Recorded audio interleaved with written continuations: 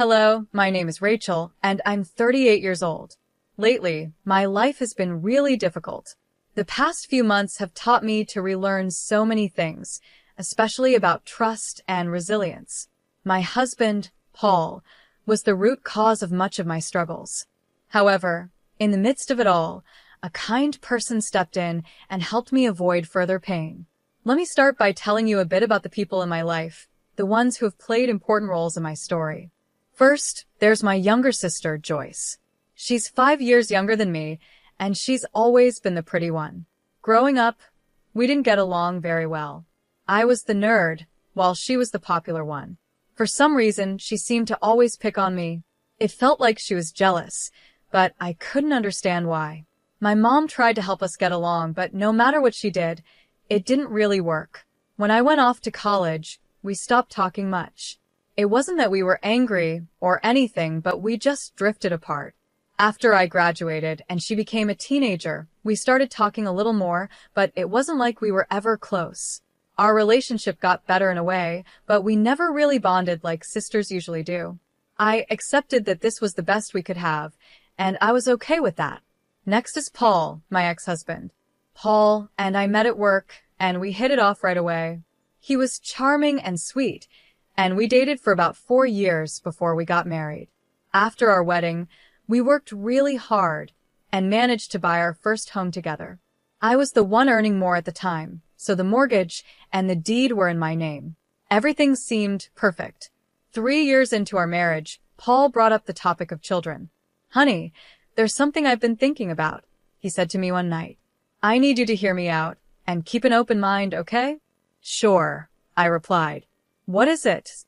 "Well," he continued, "we've been together for a while now, and I was wondering if maybe we should start thinking about having a family. What do you think?" I hesitated. Paul knew how I felt about having kids, and I wasn't too sure about it.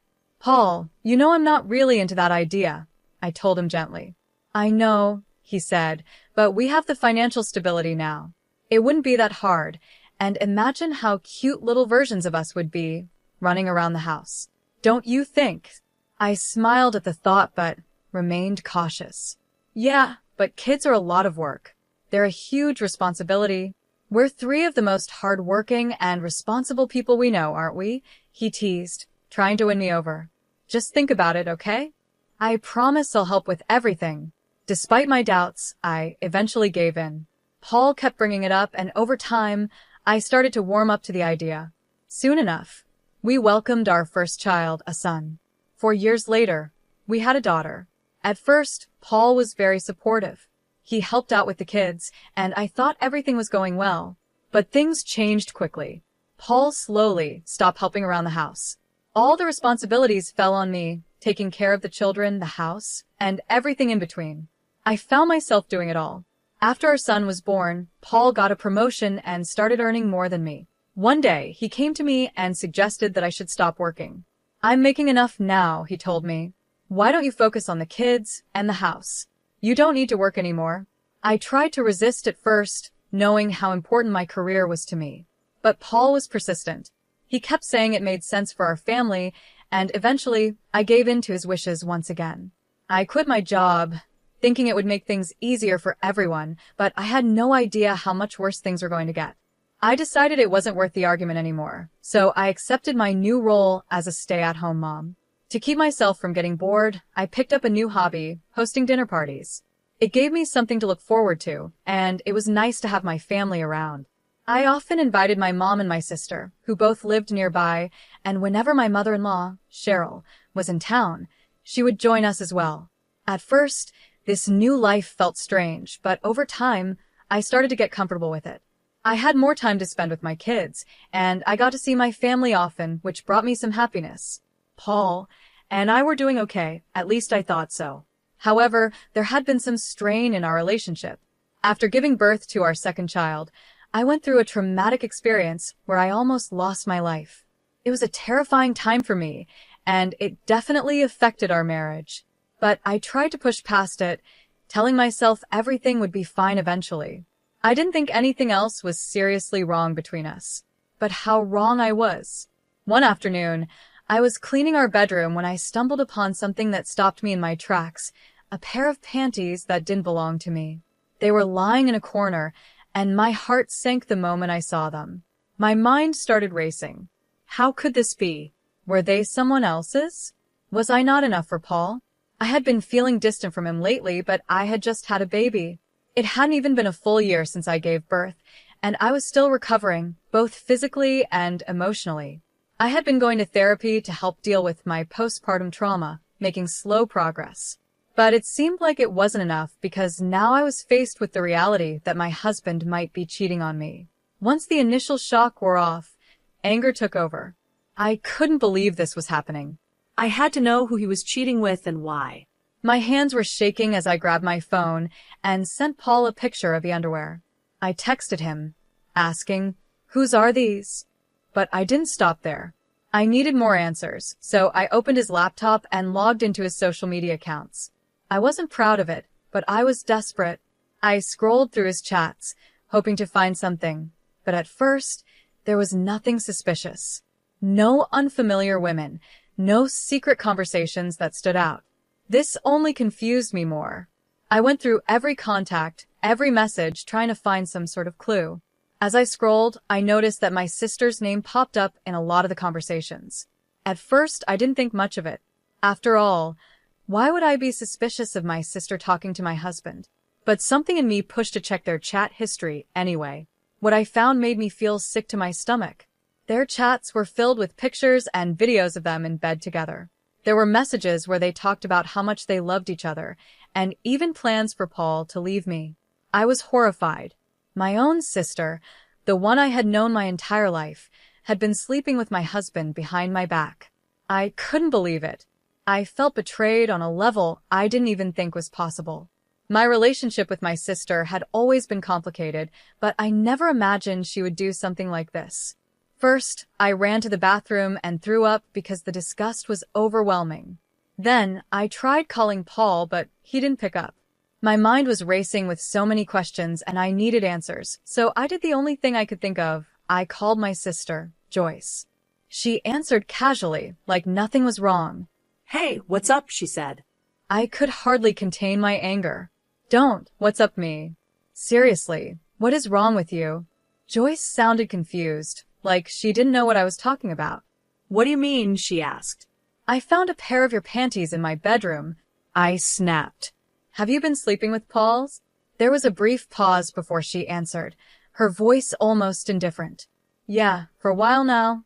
My chest tightened with rage. "Why?" I demanded. "Why would you do this to me?" Joyce sighed, like she was annoyed by my reaction. "I don't know, Rachel. It just happened. You seriously thought it was okay to sleep with my husband?" I asked, my voice shaking. "You're my sister. How could you do this to me?" "I thought I was helping you out," she said, like it was no big deal. Helping me out?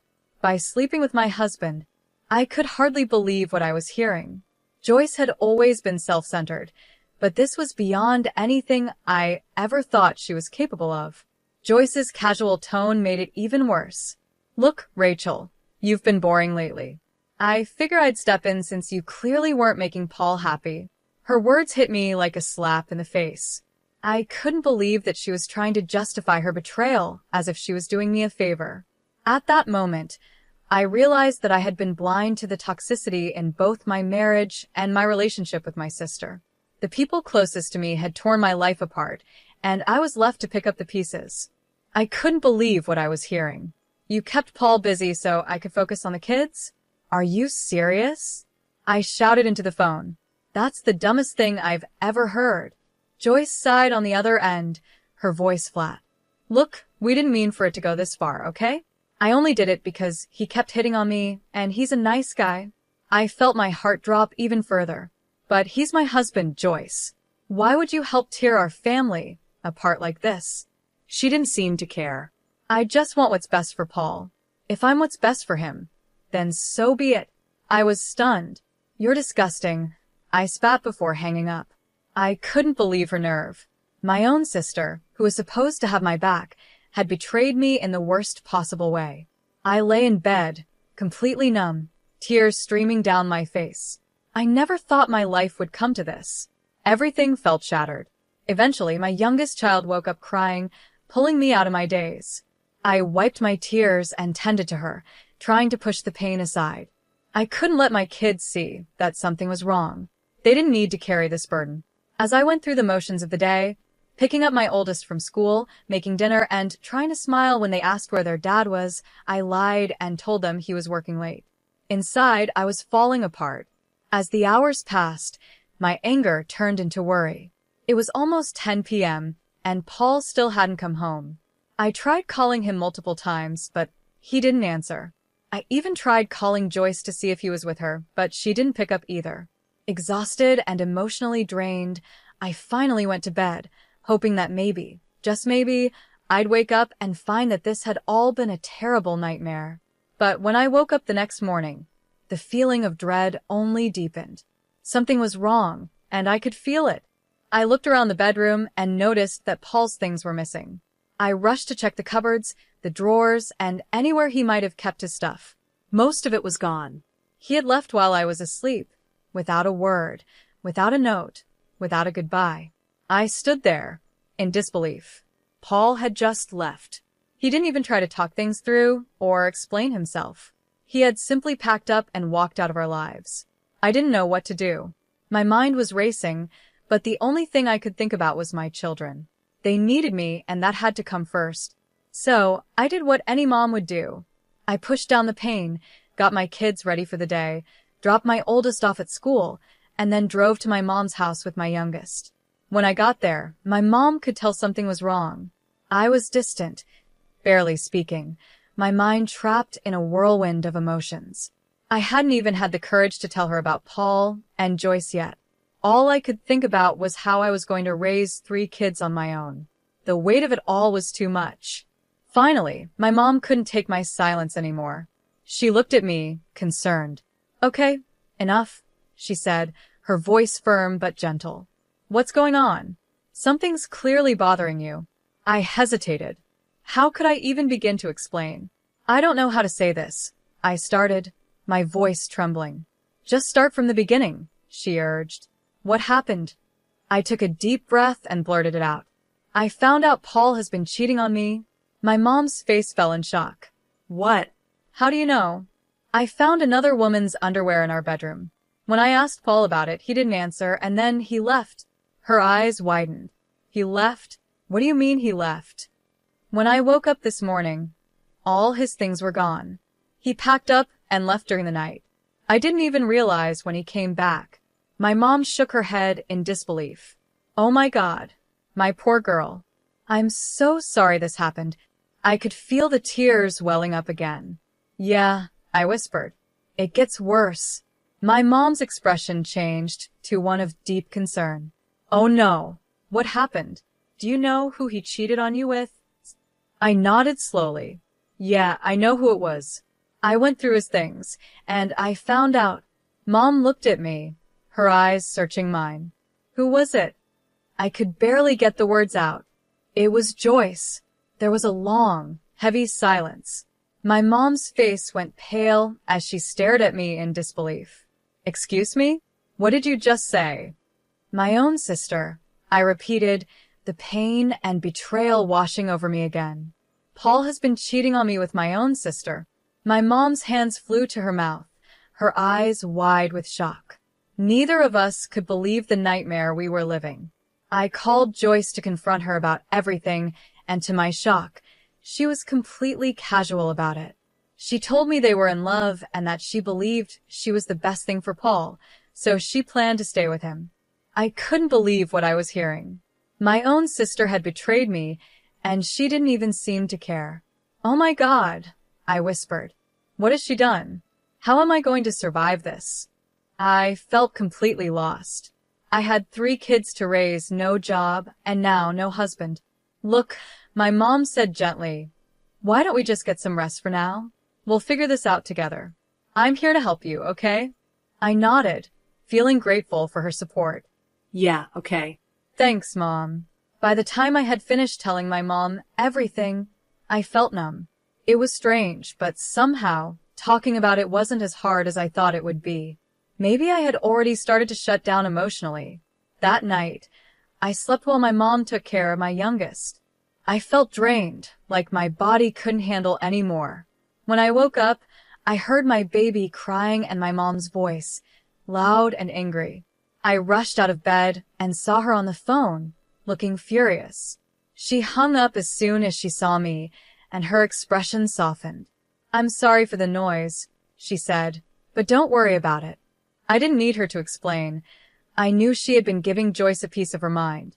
Over the next few days, my mom stayed with us, and it helped to have someone by my side. Joyce kept trying to call our mom, but she asked me to block Joyce's number.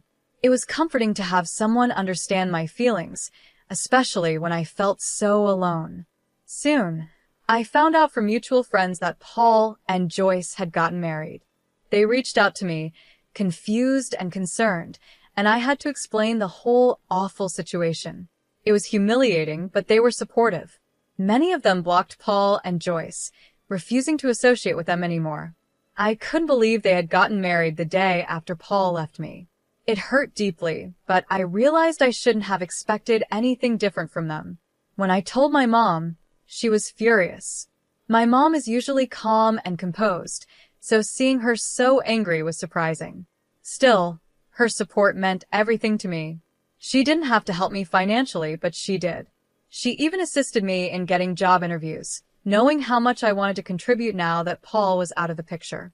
Taking care of the kids was manageable, but every time they asked about their dad, I had to fight back the tears. Even though it was tough, we were getting through it.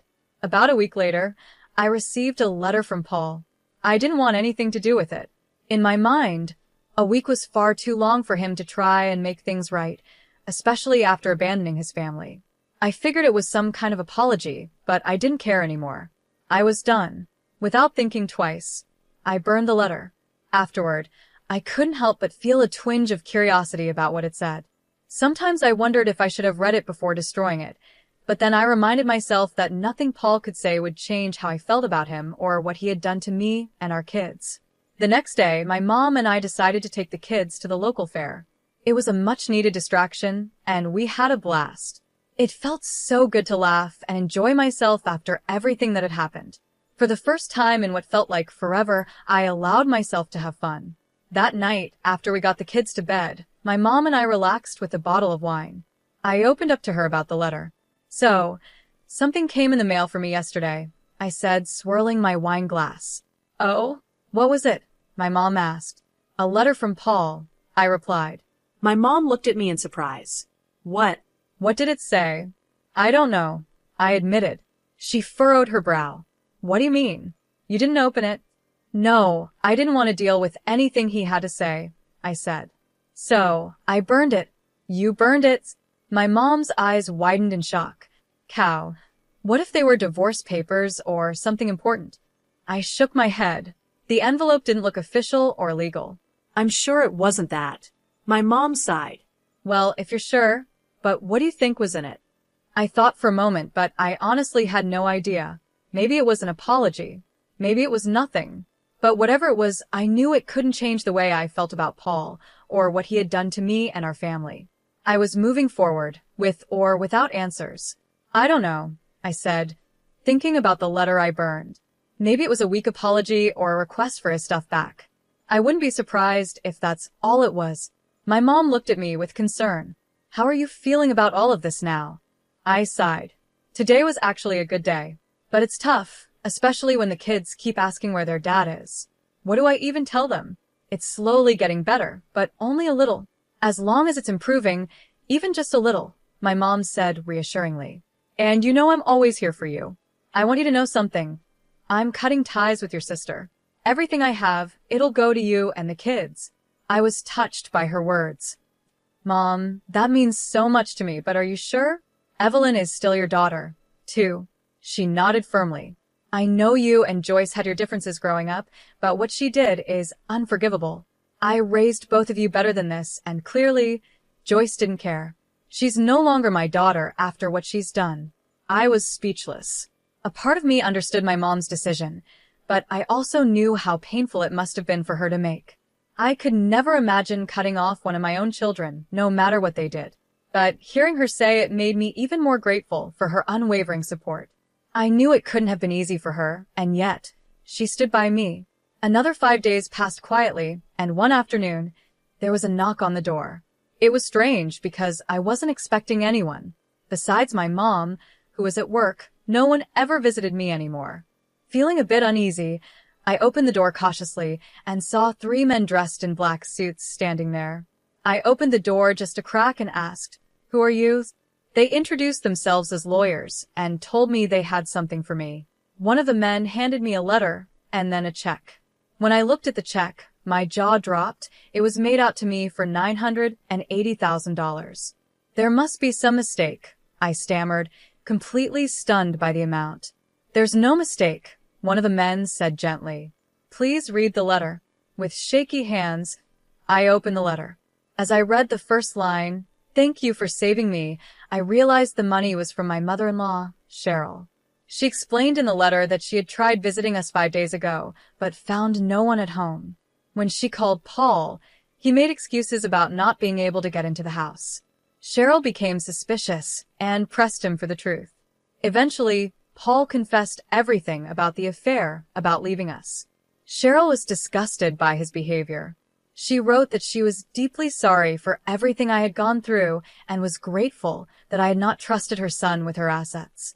That's why she had decided to leave all her inheritance to me and her grandchildren. The check I held was part of that inheritance.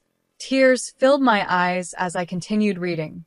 The lawyers then explained that Cheryl had been terminally ill and she had passed away just the day before.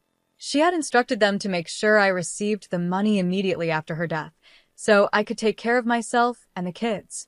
Her letter ended with a heartfelt thank you for preventing her from making a mistake in trusting Paul with her finances. I was overwhelmed by Cheryl's kindness. Despite everything, she had always been a woman of integrity, someone who stood up for what was right, even when it meant going against her own son. Paul had always been intimidated by her strength and independence, but I had admired her for those very qualities. As the reality of her passing sunk in, I couldn't help but cry. Cheryl had been remarkable, and even in her final days, she had thought about me and my kids. She had wanted to protect us, and in doing so, she left behind a legacy of generosity and care. It was hard to believe that someone who had no obligation to me anymore would go to such lengths to ensure we were okay. I wiped away my tears and thanked the lawyers for delivering the letter and check. They expressed their condolences and left quietly. As I stood there holding the check, I couldn't help but feel both sadness and gratitude. Cheryl's last act of kindness had given me a lifeline, something to hold on to as I rebuilt my life without Paul.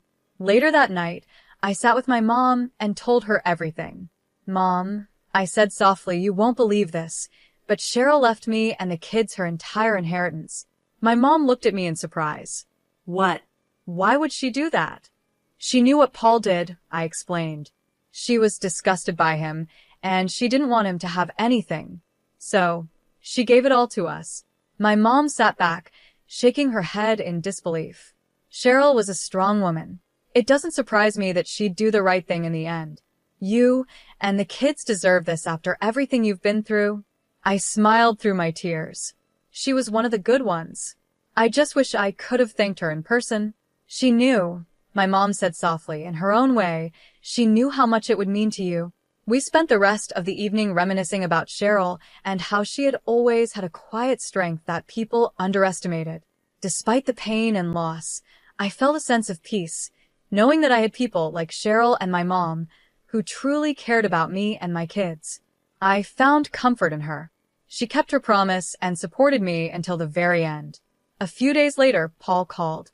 I already knew what he was going to say, but I decided to listen. "What did you do?" he asked. "What do you mean?" I replied. "You know exactly what I mean, Paul. Be more clear." What are you talking about? "Why weren't you home that day? I specifically asked you to be there. I sent you a letter asking you to act like everything was normal while my mom visited." "Oh, was that what the letter said?" I asked, trying to stay calm.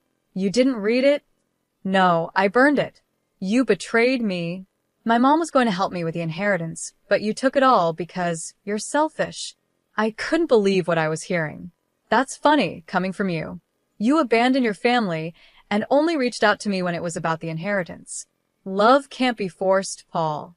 I did what was best for me, and your mother did what was best for us. Don't ever try to contact me or the kids again. Goodbye. After that, things happened quickly. I filed for divorce and was granted full custody of the kids. Paul tried to fight for the inheritance, but Cheryl had made it clear that it was for me, so he didn't win. He and Joyce tried to pressure me into giving them some of the money, but I refused to budge. Life has become easier since I got the money. I set aside a portion for my kids' college and invested the rest. My mom was able to retire, and I started working again. The kids have accepted that their dad isn't coming back, and when they're older, I'll tell them everything. I'm still healing, but I know things will only get better from here.